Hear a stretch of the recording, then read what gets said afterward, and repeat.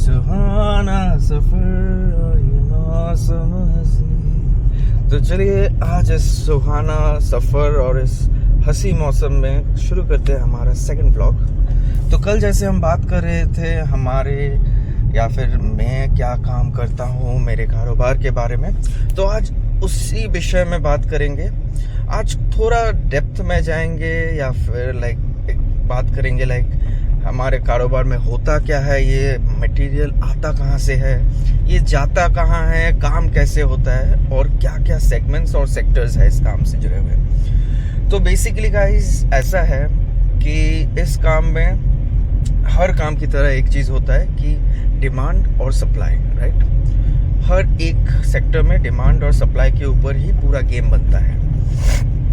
Similarly ये जो material हम लोग सप्लाई करते हैं, मतलब मैं बेसिकली लोहा से स्टार्ट करता हूँ, स्क्रैप मेटल्स हुए, ठीक है, या फिर इनगॉट हुए, या फिर जो भी रिक्वायर्ड लोहा जिसे कहते हैं, उसका रिक्वायरमेंट या डिमांड कहाँ पे होता है। देखिए डे टू डे यूज़ में हम सभी को पता है कि लोहा एक ऐसा चीज़ है जो हर एक प्रोडक्ट जो आप यूज़ करेंगे या फिर हर दूसरे प्रोडक्ट जो आप यूज़ करेंगे उसमें कुछ ना कुछ पार्ट लोहा तो रहने वाला है बॉस। भले वो आपका कटलरी आइटम्स हो या फिर आपके डे टू डे यूज़ में आने वाले सामान जैसे या स्क्रूज, नट बोल्ट्स, कुछ भी हो, उसमें लोहा का एक यूज़ रहता है। तो बेसिकली ये जो मैन्युफैक्चरिंग करते हैं, जो प्लांट्स इनको प्रोड्यूस करते हैं, उनका सबसे ज़्यादा डिमांड रहता है इस मटेरियल का। तो सबसे ज़्यादा अगर हम कहें तो बेसिकली ये स्क्रैप लोहा वगैरह, मशीनरी आइटम्स वगैरह जो बनाते हैं फैक्ट्रीज, उनको तो रिक्वायरमेंट रहता ही है। साथ में जो सरिया बनाने वाले फैक्ट्रीज होते हैं उनके साथ हम लोग का ज़्यादा कारोबार चलता है, सरिया या इनगॉट्स, जिससे सरिया वगैरह बनता है। तो क्या होता है, तो इन फैक्ट्रीज में ये लोहा का डिमांड रहता है। अब समझ लेते हैं कि ये लोहा आता कहाँ से है। तो बेसिकली ये लोहा आता है जैसे कुछ भी प्रोडक्ट बनने के लिए बहुत सारे मटेरियल्स का रिक्वायरमेंट होता है। जैसे पेलेट्स हुए, ठीक है, बेलेट्स हुए, फिर स्पॉन्ज हुए, स्पॉन्ज आयरन जिसे कहते हैं हम लोग, फिर और भी बहुत सारे मटेरियल्स लगते हैं। साथ ही स्क्रैप मेटल की भी आवश्यकता होती है। तो आज हम लोग बात करेंगे स्क्रैप मटेरियल कहाँ से आता है। बेसिकली स्क्रैप उसे कहा जाता है जिसे हम लोग चलती भाषा में भंगार कहते हैं। जिस चीज़ की हमें आवश्यकता या ज़रूरत नहीं होती है तो उसको हम लोग रिसाइकिल करते हैं। यहीं से आता है स्क्रैप लोहा। तो बेसिक क्या होता है, जो भी गाड़ी कटते हैं, जैसे मेरा जो यूनिट है आपके नॉर्थ बंगाल में, वहाँ पे हम लोग गाड़ी कटिंग का जो भी पुराने ट्रक्स हुए, पुराने बाइक्स, मोटरसाइकिल्स, पुराने कार्स जो हुए, इन सब का सौदा चलता है या फिर इन सब को हम लोग प्रोसेस करते हैं। इनको कट किया जाता है, कट के उनको एकदम फैक्ट्री यूजेबल साइज में लाया जाता है और वहीं से हम लोगों को वो मटेरियल मिलता है। जैसे एक ट्रक मान लीजिए 10 चक्का या 12 चक्का, उसमें से हम लोग को रिकवरी होता है 6 से 6.5 टन लोहा, जो हैवी मटेरियल होता है। बाकी वहाँ लाइट भी बहुत होता है, जैसे एल्युमिनियम का यूज़ होता है, ठीक है, और भी बहुत कुछ यूज़ होता है।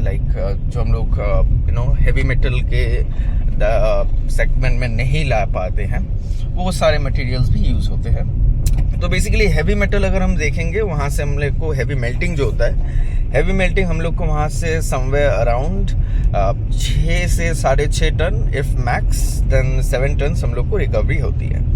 तो उसको हम लोग काट करके, प्रोसेस करके, उसको गाड़ियों में लोड करके जहाँ जहाँ रिक्वायर्ड होता है वहाँ पे सप्लाई करते हैं।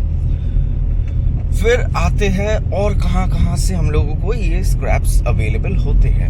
मैं लार्ज क्वांटिटी का बात कर रहा हूँ। I am not talking about day to day general collections, जो घर में भंगार वाले आते हैं, लोहा टीना वाले। मैं वो सेगमेंट में नहीं आ रहा हूँ। That is also very big sector.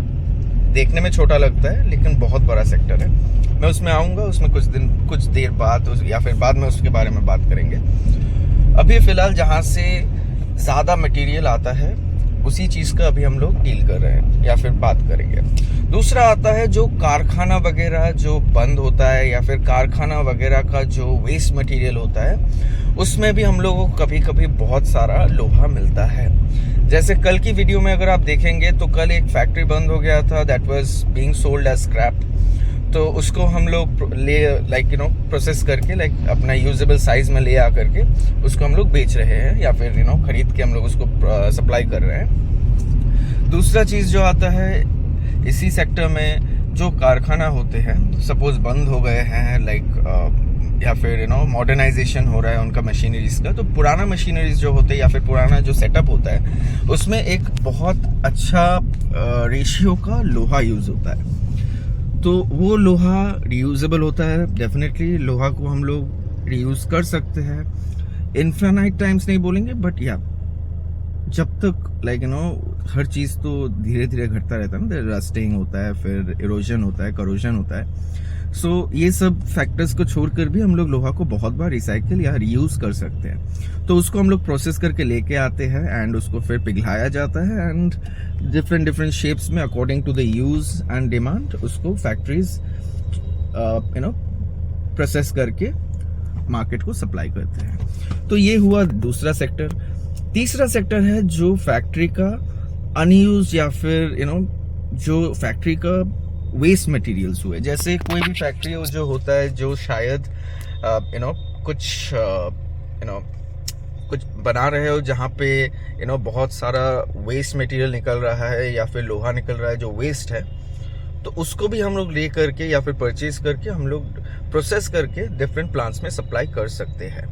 तो ये हुआ तीसरा सेक्टर। और भी बहुत सारे सेक्टर्स है, उसमें हम लोग फिर जाएंगे। बने रहिए अगर आपको लोहे के बारे में और जानना है, इस व्यापार के बारे में और पता करना है। अगले वीडियो में हम बात करेंगे about the different mineral items and materials जो हम लोग को चाहिए होता है या फिर प्लांट में रिक्वायर्ड होता है और वो कहाँ से आता है, कैसे आता है। Thanks for watching, stay tuned, have a great post Sankranti, bye bye.